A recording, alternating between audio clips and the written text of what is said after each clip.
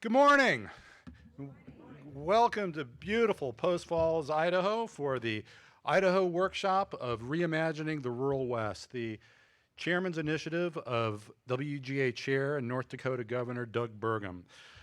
Western Governors Association is a fiercely bipartisan organization representing the governors of the 22 westernmost states and territories. The work of Western governors is important, and it's especially notable at this time because there is no other group of elected officials who, at their level of influence, are on a bipartisan basis producing and pursuing public policy that is as substantive, as meaningful as that being advanced by Western governors. Western governors are exactly the right group of leaders to reimagine the rural West. So far, we've had two tremendous workshops in this series in Santa Fe and in Fargo, North Dakota.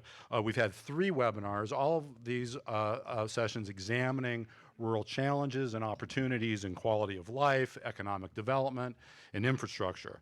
We'll have another workshop in March hosted by Governor Kate Brown in Oregon. We will have additional webinars over the next several weeks and months, and we will produce a report in connection with this effort that will be released at the annual meeting of WGA in Medora, North Dakota at the end of June. When we publish that report, that will not be the end of this effort. That will just represent the end of the beginning, because the gubernatorial policy, the work plans that are produced by this effort are going to inform our policy, our work in this space of rural development for years to come. But if we're going to determine what governors can do to promote rural prosperity in the West, if the governors are going to produce meaningful policy, if the governors are going to design impactful work plans, they need your help. And that's why we are so appreciative that you've joined us in Post Falls today.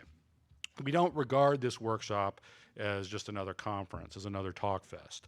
It is a work session. You are providing the intellectual feedstock for the governor's policies and plans. So let me talk for just a second about the format of today, because we don't really regard these as conventional panel discussions.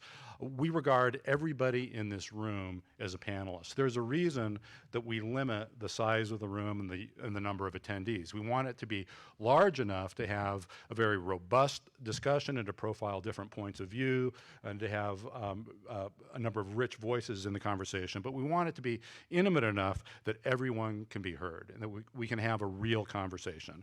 We're looking forward to your contributions today. So accordingly, don't regard the folks on the dais so much as panelists as they are discussion leaders. If a question is asked of a panelist and you know the answer or you've got a perspective on that, please speak up. If you have an anecdote or a relevant story, please share that with the group. We want to engage the entire group in this conversation today, and to the extent we do so, it will be a much richer, much more productive use of all of our time. The one cautionary note is that this is being live streamed, so if you are going to contribute from the floor, please wait until the microphone arrives to do so. This initiative is made possible by the generous support of our sponsors and partners. I'm especially pleased to recognize our federal partners in this effort, the U.S. Department of Agriculture and the State Exchange on Employment and Disability of the Department of Labor. We're deeply grateful to USDA and SEED for their partnership, as well as for their generous financial contributions and intellectual contributions as well. I'm also pleased to recognize and thank our exclusive initiative sponsors, the Western Governors University and Grow with Google. Our signature workshop sponsors are Share Our Strength and the U.S. Travel Association. We're also grateful to the Idaho Forest Group for their support of this Post Falls workshop. Thanks also to America's SBDC, Ann Walker Consulting, and the National Endowment for the Arts for their partnership and support. You may have heard the sentiment that if you really want to get something done, ask somebody who's too busy to do it. That phrase was really invented for our host, Idaho Governor Brad Little. One of the great features of the governor's character is that he likes to get to yes. Brad Little is a man of action who's always ready to pitch in for his community. He is consistently there for WGA. He is there for his constituents. He was always there for his family, friends, and neighbors. I've spent my entire career in and around politics and policy, and I don't ever remember meeting anybody who was as prepared to seize the reins of state leadership as the current governor of the Gem State. A native of Idaho, Governor Little was raised on his family's ranch in Emmett. Like my late father, he is a graduate of Idaho University.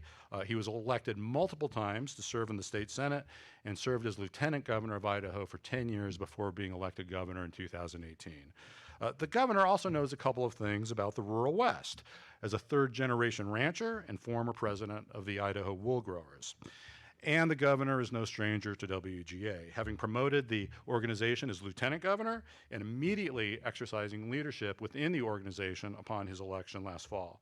You should not be at all surprised to learn that the very first of 12 governors to register for next week's winter meeting in Las Vegas was none other than Governor Little.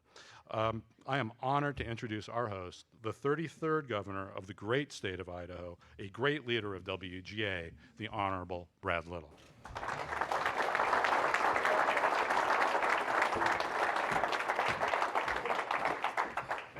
Hi, Jim. Oh, I guess I'm hot. So, good morning, everybody. Welcome for those of you not from Idaho. Welcome to Idaho.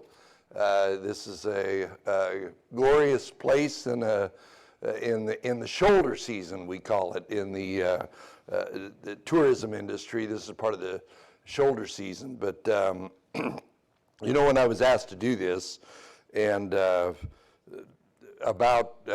be here for part of this, these regional workshops that Jim alluded to for policymakers and stakeholders are an important part of what we do at WGA. And Governor Burgum's initiative, you know, when you do these things, the chairman establishes their initiative. But when I saw this one, I had an immediate affinity for it because the issues of opportunity, which are exploring policies and strategies that leverage the West's strengths in sectors such as energy, agriculture, tourism, outdoor recreation in a very rapidly changing economy. Connectivity, something that maybe I'll talk about a little later, that we just got through doing a broadband, I just accepted a broadband task force here in the state of Idaho. You know, developing the West infrastructure, particularly both broadband and transportation, and then community. Identifying strategies to ensure rural areas possess critical attributes for strong communities, including healthcare, affordable housing, arts and culture, quality education, and civic leadership. Through this practice, or through these policies, and I spoke to EPSCOR yesterday, which is a lot of my higher education institutions that were down in Boise, and I said, I worship at the altar of stealing good ideas from other states, and that's what part of this is about. That's what part of WGA is about.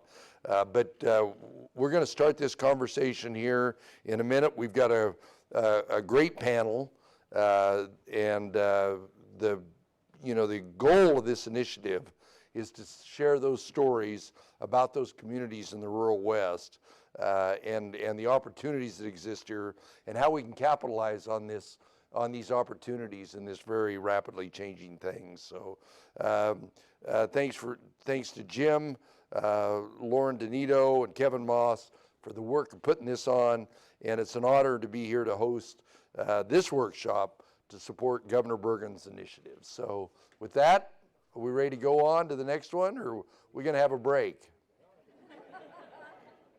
I'm pretty tired. All right, okay. We will, let me start that for, and we'll have them come up. And this is the energy panel.